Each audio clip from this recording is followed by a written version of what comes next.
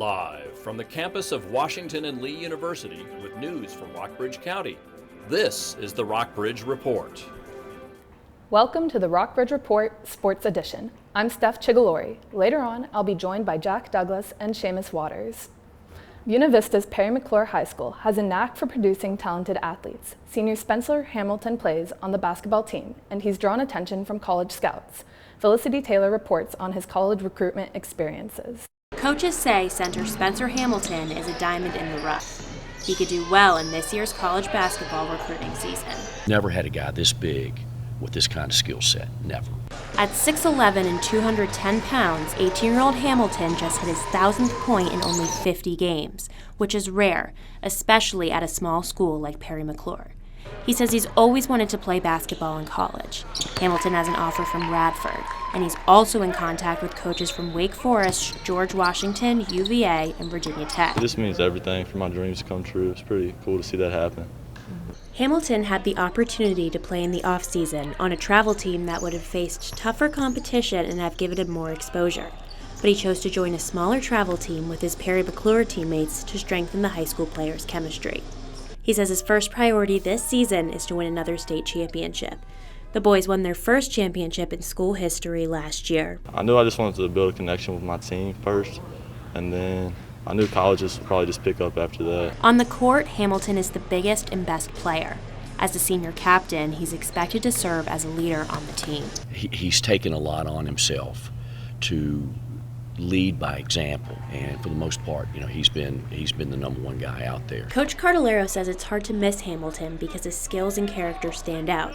Cardellaro has coached players who went on to play in the NFL, the NBA, and MLB. But he says he has never seen a player with the size and skill that Hamilton has. I hope that they realize that they're looking at history, because they don't come along very often. Hamilton has taken a different Perry McClure teammate with him to each college he's visited. He does it because he wants his teammates to feel what he does. He knows some of them will never be courted by schools that are interested in him. It makes his dad proud. It's an honor, a privilege for him to be recruited.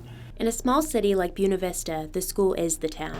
That means the community takes pride in Hamilton's success. Hamilton says he wants his journey to inspire younger players. I think it just gives the little kids something to look up to, and to be a role model. That's pretty cool. One of those kids is Hamilton's 19-month-old nephew, Layton. He wears a shirt for Uncle Spencer with Hamilton's number 30 on the back. Thanks, Felicity. Hamilton's coach doesn't expect Hamilton to sign with the college until April. The Rockbridge County boys basketball team may seem like it hasn't had much to celebrate this year, but beyond the wins and losses, the Wildcats are building a foundation for years to come. Jack Douglas has more.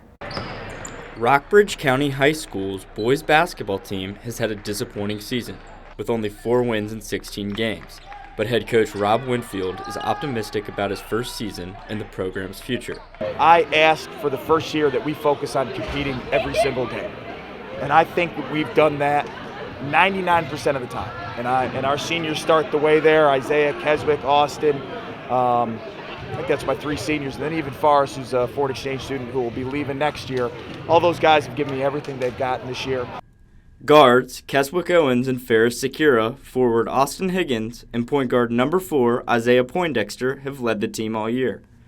Poindexter stepped up big time during the Rock the Ribbon roundball shootout in mid-January, when he scored a career-high 27 points to snap the team's 8-game losing streak. Man, there's no kid in the area that plays any harder than he does. Owens scored a crucial fast break layup with the game tied at 50 to help the Wildcats pull away. Winfield thinks the team can build on the performance. I'm looking forward to the opportunity in the summer, in the spring, in the fall, to get the guys in the gym, to get some more shots up. So when we get those good looks, we start to knock those down, because we're capable of making them. We just run into a stretch where we just haven't done it. Coach Winfield's optimism is catching on with fans and parents like David Wells, whose son plays on the JV team. Well, I'm excited about continuity. The coach, when he first took over the program from an interim coach that was only here for a year, he stressed the importance. He's here for the long haul, and he's got a lot of energy, and he wants to build teamwork by getting the kids to be together more often. Wildcats' previous coach, John Trudgeon, resigned in 2020 just as the COVID-19 pandemic hit. The Wildcats had an interim head coach for a year. Coach Winfield says he's learned a lot in his first season. We put in some new sets, trying to get some better looks, and maybe I should have done that a little bit earlier. From a coaching learning curve, yeah, that's definitely something we need to improve upon next year. The Wildcats will finish their season on February 10th against Harrison High School. From Rockbridge County High School, I'm Jack Douglas with the Rockbridge Report Sports Edition. Thanks, Jack. The boys' season ends in mid-February. American figure skater Nathan Chen is a favorite to win a gold medal. He's competing not only for himself, but for his parents, who were born in China and came to the United States. My parents moved when they were in their late 20s, and realizing that was only some 30 plus years ago, and then now having the opportunity to be able to be back in their home country and my mom's hometown competing at the Olympics, and I still have family out in China too, so it's going to be really special to have that. Chen placed first in the men's short program, giving the United States an edge in possibly winning a medal. He will compete in 4 more events in Beijing. Coming up next, VMI women's water polo is looking to have another big season, but they have a lot less swimmers than the other teams. We'll have the specifics right after this. Welcome back to the Rockbridge Report Sports Edition. I'm Jack Douglas. The Virginia Military Institute women's water polo team looks to win the Metro Atlantic Athletic Conference Championship this season. The team made their first appearance at the MAC Finals in program history last season. The team's chances appear promising even early in the season. Lindsay White has more. The Virginia Military Institute's women's water polo team brings experience into this season. This season's roster includes 10 women who played in the conference championship last season. Even so, the team faces stiff competition because it only has 11 players, 9 below the Division I average for other teams that they will face. Head coach Danielle Montenegro is preaching versatility. Our trouble this year is going to be, of course, small roster and managing playing time and managing rest and all those sort of things. So what we're really working on is developing everybody to play every position so anybody can get a rest and we're not really straining on one specific player. VMI cadets aren't normal college students. They must comply with rules on everything from the appearance of their uniforms to the care of their weapons. Junior Genevieve Petrassi thinks the team's experience as cadets brings them closer together. We got tons of just fun-loving and hard-working girls. So no matter what, we'll always come out of the water and laugh. Win or lose, we'll always be able to say, we can fold a shirt, disassemble, reassemble a rifle, and they probably can't. Junior Sydney Shuttlerow paced the team last season with 43 goals. She set the program record for the most goals in a game with 9. She'll be gunning for a new record this season. This next season, my personal goal is to, instead of just breaking the record for goals in a single game, is to break the records for goals in a whole season. The school record for goals in a season is 107. VMI fell to Marist College in the conference championship last year, 10-13. The players believe they can get back to the championship game and win the team's first title in school history. Just having that pressure, right, kind of gives us also the confidence to go into this year and say, hey, we did it last year, let's aim for that again. This is the last season VMI will be playing in the 52-year-old Clark King pool. They'll get a chance to set records next season in a new $44 million aquatic center. The facility is supposed to open in November 2022. Oh my gosh, that's going to be amazing for a lot of reasons because it's going to be bigger. So we'll have enough room for both swim and water polo and dive to all kind of have better practice times because that's been an issue over the past couple of years. And then overall just pool space in general. Though their first tournament did not go the way the team had hoped, they still have high expectations for the remainder of the season. The team will be looking for their first win at the Princeton Invitational on February 12th. Their goal, to make it back to the MAC Championship this April. With the Rockbridge Report Sports Edition, I'm Lindsay White. Thanks, Lindsay. In the NFL, there are several openings for coaching jobs and even more controversy. Former Miami Dolphins head coach Brian Flores filed a class action lawsuit against the NFL and its 32 teams this week. The 40-year-old is accusing the NFL of racism. Flores alleges that team owners are quicker to fire black coaches than white coaches. He also says that owners subject black coaching candidates to sham interviews just to satisfy the league's so-called Rooney Rule. And I'm doing it because I think about my 2 boys and my daughter. And there just simply isn't enough representation of people who look like them in head coaching roles, in general manager roles, in executive and president roles in the National Football League. and I want them to be able to look at those roles. I want them to be able to look and believe that they can get into a role like that, and that's simply not the case right now. Coming up next, the WNL men's swimming team has a new star, and he's young. What his contributions to the team have been next. Welcome back. I'm Seamus Waters. The WNL men's swim team is poised to compete in its most important competition of the year. Ryan Rach has the story. The Washington and Lee men's swim team did not compete last season because of COVID-19 restrictions, but this year's first-year class is revitalizing the program. And one first-year swimmer, Devin Bateman, has stood out. In Bateman's first season, he has already taken home the ODAC Men's Swimmer of the Week award 3 times.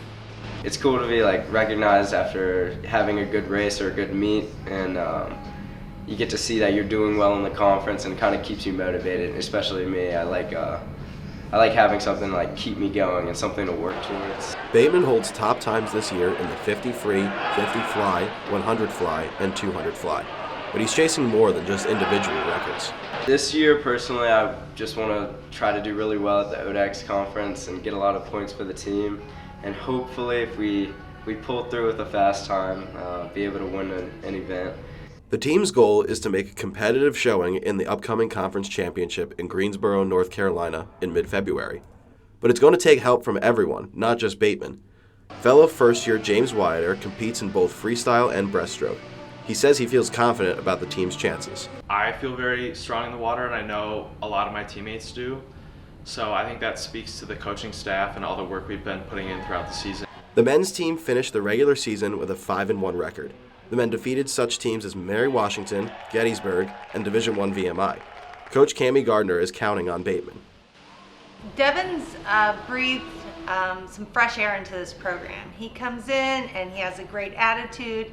He's been open-minded about everything that we do here, and he's really embraced the work that you need to put in to get to the next level. And I think he's going to really do a great job this weekend, but I think he is the leader of our future.